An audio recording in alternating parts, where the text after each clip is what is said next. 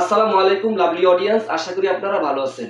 বাংলাদেশ ক্রিকেটের আগের মতো করে মুনু করার সময় আর নাই।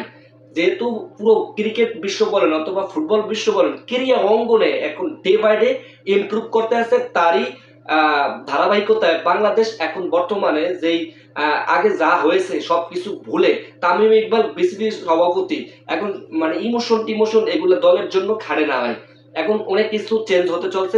মেহেদী হাসান মিরাজ তাকে 2027 সালে যে বিশ্বকাপের ক্যাপ্টেন্সি দিয়েছিল, তিনি তাকে ক্যাপ্টেন্সি থেকে এখন চ্যুত করেছেন, ক্যাপ্টেন চ্যুত করে দিয়েছে এবং অ্যাজ এ পারফর্মার হিসেবে মেহেদী হাসান মিরাজকে দেখতেছে এবং মিরাজ যে আগের যে ছন্দ ছিল সেই ছন্দটা যেন আগের মতো করে ফিরে আসে।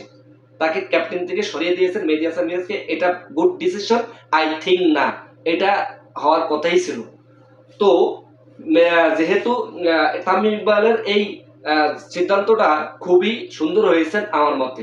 তো এবার আসুন লিটন। লিটন কিরকম করবে? লিটনকে যেহেতু ক্যাপ্টেন্সি দিয়েছেন, সাদা বলের ক্যাপ্টেন্সি, মানে যেহেতু টি-টোয়েন্টিতে আছে এখন ওডিআইতে তাকে ক্যাপ্টেন্সি দিয়েছে। ভাই he is a good classical played in Bangladesh. Liton অবশ্যই এখানটায় ভালো করতে পারে। তার ক্যাপ্টেন্সি খুবই অসাধারণ এবং খেলার অ্যাপ্রোচ ভিন্ন এবং অ্যাজ এ ওল্ড প্লেয়ার। তো লিটন এখানে তার দায়িত্ব পালন করবে 2027 পর্যন্ত ক্যাপ্টেন। তারপরে কাকে দিবে সেটা সময় বলে দিবে লিটন আসলে কিরকম করে ওডিআইতে। অবশ্যই ভালো করবে লিটন। এবং আরো ইন্টারেস্টিং পয়েন্ট হচ্ছে মেহেদী হাসান মিরাজ থাকাকালীন অবস্থায় ভাইস ক্যাপ্টেন ছিল নাজমুল হোসেন শান্ত।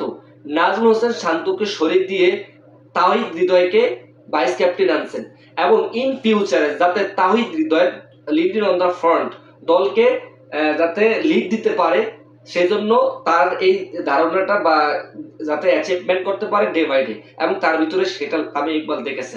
আসলে তাওহিদ হৃদয় অবশ্যই অ্যাজ এ ক্লাসিক্যাল খেলোয়াড়।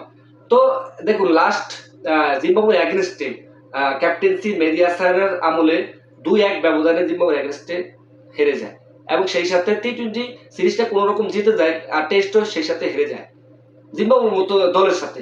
মোট 24টি ওয়ানডের ভিতরে 10টি ম্যাচ পরিচালনা করাইছেন মেহেদী হাসান মিরাজ। লাস্ট সেই 10টির ভিতরে 4টি ম্যাচ ভালোভাবেই জিতছেন। অবশ্যই এটা ভালো দিক, ভালো সাইন।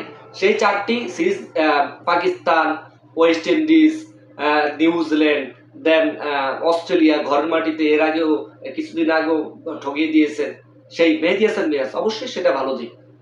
এবং যেহেতু অ্যাজ এ পারফর্মার হিসেবে দেখতে চান তামিম ইকবাল, সেহেতু আমরা তাকে দেখতে চাই এরকমটা। ভাই যখন মেহেদী হাসান মিরাজ যখন ক্যাপ্টেন ছিল না, তখন সেই 2022 সালে ফিফা ওয়ার্ল্ড কাপ ছিল, তখন ইন্ডিয়ার এগেনস্টে Bangladesh home of cricket in Mirpur সেইখানটায় ভালো করেছে এবং দল তো একবারে পুরোটাই বাদ হওয়ার পথে বা ঠকে যাওয়ার পথে সেই দলটা টেনে টেনে জিতিয়ে দিয়েছেন এবং সিরিজ জয় করেছেন ইন্ডিয়ার এগেনস্টে। সেই মেহেদী হাসান মিরাজের বোলিং কোথায়? আমরা ভাবছিলাম যে মেহেদী হাসান মিরাজ সাকিব আল হাসানের রিপ্লেসমেন্ট হবে, আমরা তার সেটাই দেখতে পাচ্ছি না। যখন ক্যাপ্টেন দিয়েছে তখন মানে এক অদৃশ্য শক্তি তাকে নিঃস্ব করে দিয়েছে। তার খেলা পারফরমেন্স নাই, কিছু নাই। তো সেজন্য তাকে ক্যাপ্টেনচ্যুত করে দিচ্ছে। এখন অ্যাজ এ পারফর্মার হিসেবে দেখতে হয় 2027 বিশ্বকাপ এখন লিটন ক্যাপ্টেন্সির দায়িত্ব নিচ্ছে। অবশ্যই শুভকামনা থাকবে বাংলাদেশ ক্রিকেটের জন্য, শুভকামনা থাকবে লিটনের জন্য। And then good luck for Bangladesh. As a fan হিসেবে অবশ্যই বাংলাদেশ সাপোর্ট করে বেড়াবো।